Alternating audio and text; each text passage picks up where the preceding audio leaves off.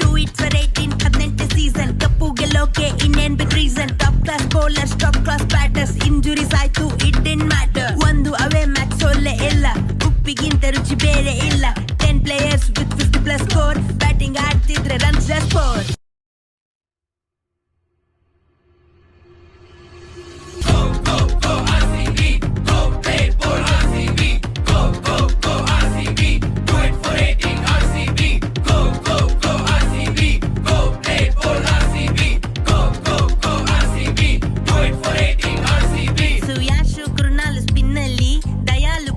ಜೋಶಲ್ಲಿ Virat Salt top ಅಲ್ಲಿ, Mayank Rajat middle ಅಲ್ಲಿ.